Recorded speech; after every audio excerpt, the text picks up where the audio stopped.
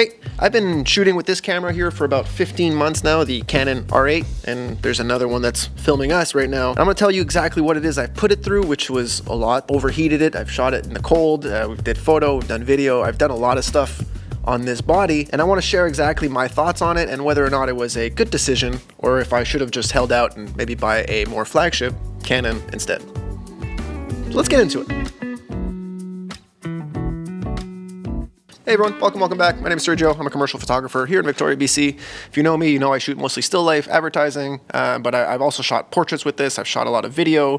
I do my YouTube videos on these cameras. I've put them through their paces. I've definitely used this sensor to its limits. I've pushed it to its limits. And I think that this camera, switching from Fuji, has been everything that I wanted in a camera since the switch. I'm gonna tell you how my business as a photographer, how the commercial value of this camera has treated me over these last 12, 15-ish months since last October. This camera is not exciting. It's not the one with all the bells and whistles. It's missing a few things that I don't like, and there are certain features that I wish this camera had that it doesn't have. However, from a business perspective, from a business point of view, the Canon R8 has been exactly what I needed as a commercial photographer. Is it exactly what I wanted? No, not quite. And we'll get into that. The reason I think it's more important to go for two cameras instead of just the one is the ability to A, do some backups in case you have a camera that fails, and I'll touch on a camera that failed over the last summer, but also for the ability to just have two cameras to do two separate things at the same time. I know you're just one photographer, but I will often have a picture at 45 and a picture at 90 degrees, and I can have both of those cameras set up ready to go with different lenses and make the shot that I want to get as quickly as possible. I'm a photographer. I make more money as a photographer than I do as an editor, so it's more important for me to spend my time shooting, and if I'm on set and I can save time by not having to switch cameras, that's a win-win to me. I do a lot of video for clients, and switching from photo to video, I know it's just a tab up here and you can go from photo to video. But the thing is, you're also switching your white balance, you're switching your frame rate, you have to get, maybe you have an ND on the front, maybe you've got different lenses, maybe it's on a gimbal. There's a whole bunch of different situations in which switching from photo to video is not as quick and easy as you would want, especially if you're shooting a scene that doesn't change and you need to get photo and video of the same scene.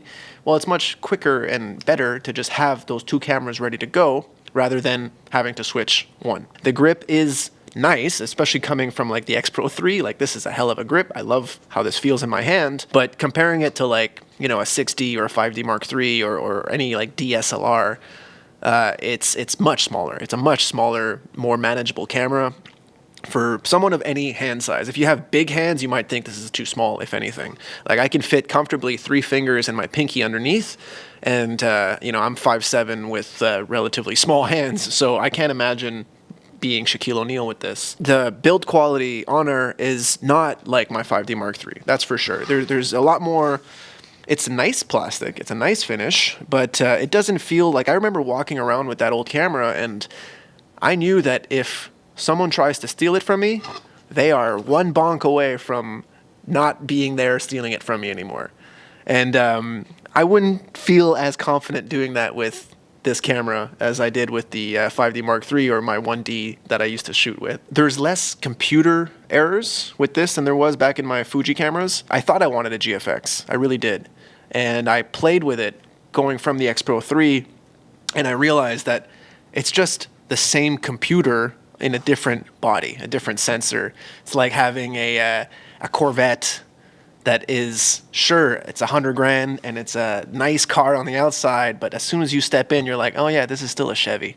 Your key is still the same as like a Cobalt, and you're like, okay, yeah, there's like some, this isn't as high-end or as prestigious as I thought it was. And that's honestly how I felt with the GFX. I felt like the system on it, the computer behind it, is lackluster. It's very slow and it's chuggy. The file sizes are astronomical and not relatively astronomical. That's the thing.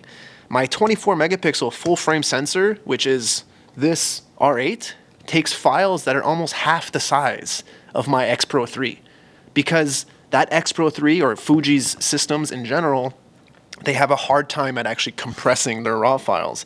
And each one of those files is just that much bigger, that much more space that it takes on your computer, that much longer it takes to go down the cable, all of those things. And those things might not bother you. They might not be an issue for you. But as a working photographer, someone who gets paid to take pictures, those little seconds matter. Those little headaches matter. The computer bugging, the turning on the camera and it just wouldn't turn on, or like, there's so much less of that with Canon. And yeah, sure, that's maybe my personal experience, but that is still my personal experience, that I've had less weird bugs and I've had a more seamless computer side of the camera with my Canon cameras as I had with Fuji.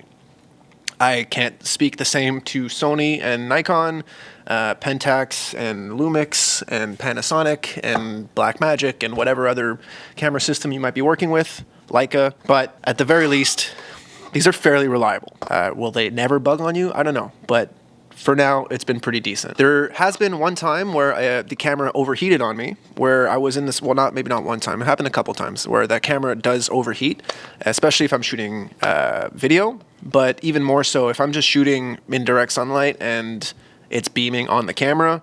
Even if I'm like just taking pictures and I'm tethered, it has overheated on me. So an example I can think of is I had just placed the clients for a portrait. I had set up the shadow and I had set up the whole lighting, everything to be good to go. And I walk back to the camera and it says, oh, it's overheating. And I'm like, oh, damn it. Like everything's ready to go. Everything's good to go right now. So what I had to do is just go into my bag, get another camera, get another lens, or swap the lens over, put the tether cable through, and get the shot done. And that might have taken me, 2 minutes, which is more than nothing, but is way less than having to wait for this camera to cool down in the midday sun in order to take the shot again. And then what, like, it's going to keep being super hot for the rest of the shoot? Like, it's very important to be able to have a backup. The camera doesn't fail on you, and it's not like it doesn't turn on, but if it's 35 degrees outside and it's beaming, or 35 Celsius at least, and it's beaming right onto your camera, it's going to have a hard time. Modern day digital cameras, they're computers more than they are mechanical things. So you need to keep it under decent operating conditions. Much more important to buy two instead of one. The $5,000 budget that I had allowed me to buy two of these guys, and they're both full frame, so they get the job done for me. It's the less exciting professional camera that Canon makes, I get that. And one of the things that I miss more than anything else is that top screen in order to tell my settings, because every time I want to look at my settings or I want to look at what shutter speed, aperture, ISO I'm shooting at, I have to look at the back screen, and the back screen drains more battery, and it just isn't the same experience as I had when I was first learning how to shoot, when I was first learning my exposure. I like being able to have them all at a glance. Now, another feature that I desperately miss, and I might have said this in other videos, but man, I miss the joystick. I just miss having a spot for my thumb to move my focus point around. Now, I've gotten used to clicking the focus button and then moving it around with the wheel at the bottom, but it's still one extra step. There's one extra button to click, and it's sometimes you might miss a shot. Sometimes if you're shooting, really run and gun, and you're really just trying to get the right thing. I like to shoot mostly, if I'm in that situation, I usually shoot at single point. So I have to move my single point around if I don't constantly want to, focus and reframe. And that's another way to do, like, I'm not saying that you can't get the job done with a lesser camera. I'm just giving you my experience with this camera and the features that it does have and the features that I think it's somewhat missing. And it's a trade-off. You spend more money, you get more features. You spend less money, you might have to lose a couple features. That's how, the world works today. I've had to change the function button next to the shutter here with ISO in order to have a button that I can actually swap ISO on. But as I tell all my students, the ISO is usually the last thing to change anyway. It's the thing that changes the image the least drastically, at least in today's day. Shooting in low light for today's modern cameras is basically like seeing in the dark. I know if you just started shooting 5 years ago, you probably don't feel like that, but shooting with that 1D past like ISO 1600 was like not possible. The ability to shoot at like 12,000 and still create decently clean images unless you're zoomed into 300% is wild. So I would never think about swapping your ISO first. It's not the end of the world that there's like a button in order to change it first, like there's like an extra step, but that is one thing to consider. When you're looking to buy a camera, I think it's more important to audit yourself and audit your photography, what it is that you need to shoot, what it is that you're tasked to shoot. Look back at what you shot last year, what you went through, what you needed, what you pushed it to its limits, what were you falling up short on. By doing a better audit of what you need, you'll be able to decipher what the camera companies are actually trying to do. See, like the marketing companies, they have to tell you that their 427th autofocus point is the reason you're going to buy that camera more than the other. And they're going to find all the ways to convince you that you need to buy that camera. And being a cheap, resourceful photographer, I knew that I would be able to make more money having two of the same than having just one that might break on me or one that might fail on me. If I had 10 grand to spend, then maybe I would have bought two of the R5s. But I knew that with the budget that I had, this would fit all my needs. And I know that I'm a photographer and not a camera.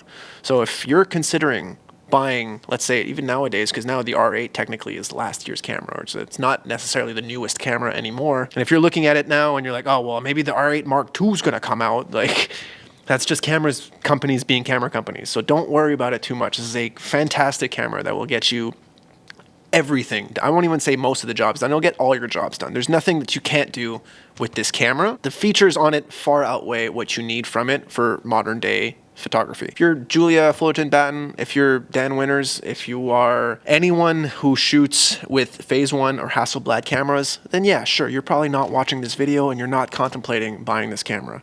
But for everyone else who's like, oh, I don't know if I should get this one or that one, or if you're debating between 4 cameras that are all within the same range, honestly, having the camera that you're comfortable with, that suits maybe your ecosystem, is going to be a much better value than trying to save more money or trying to always like needing to get the latest one, or like, oh, let me keep waiting another 4 months in case the Mark II comes out, or whatever it may be. There's nothing wrong with this camera. There's nothing. If you're contemplating buying this camera, go out and buy it. If you get a good deal on it, buy it. There's nothing wrong with it. Make sure that if you're buying used cameras, not from a reputable dealer, just stress test it a little bit. Just look at the sensor, take some pictures of the blue sky, look for a bunch of dots and spots maybe in your lenses or whatever it is that you're buying.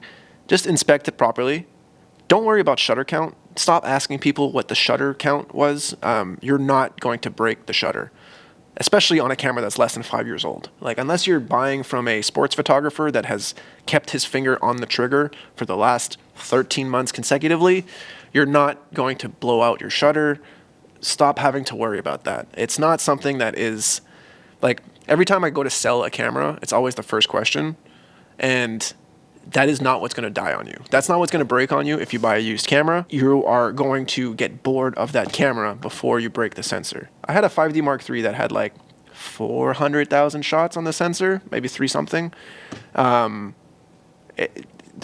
Those things are built like tanks, okay? I know it's easy to see all of like these nightmare stories on YouTube or on forums or whatever, but realistically, like, these cameras are built with so much more in mind than you can throw at it. So don't worry too much about things failing out on you. Don't worry about, I think it's true, there's like the hot shoe on this has like an extra sensor. Now that I can physically see it. I've never used that setting. I've never used this feature, and I'm sure it was marketed as a, oh, if you get this one instead of that camera, then you'll be able to do all of these extra things. And realistically, if you can expose an image, it's a good enough camera. That's pretty much it. One of the most popular videos on my channel is talking about the XH1 when I had gotten it. And that camera was already a couple years old, and I think it really resonated with people in that, oh yeah, it's true, you can buy a camera that's a little bit older and not create something that looks crappy and old. Like, you're still going to be able to create as well as you can think of. You can create as well as your skills allow you to create, more than how much the camera will allow you to create. All of modern day cameras will be so much better than you. They just are, okay? Like, you can't really push it to its limits. And if you're constantly pushing it to its limits, and you obviously want a 100 megapixel sensor because you zoom in all of your birding shots to 400%, and then you need to crop it and it needs to not look pixely, and you sell those pictures to art galleries and you make thousands of dollars with them, sure, go buy yourself a 100 megapixel X2D. But until then, this is more than enough camera that you need. I don't care if it's a year old, 2 years old. I don't care if you're looking at other cameras that are 5 years old. Buy the camera that you will be creating with. Buying a new camera will not give you new ideas to be a better photographer. It'll just allow you to take the pictures that you're already thinking of. So you have to do the thinking of the photos first. You have to be thinking of the stories you want to shoot and share first, and then just buy the camera that is the most appropriate for what it is that you like to do, whether that's video, whether that's studio photography, whether that's run and gun action shots.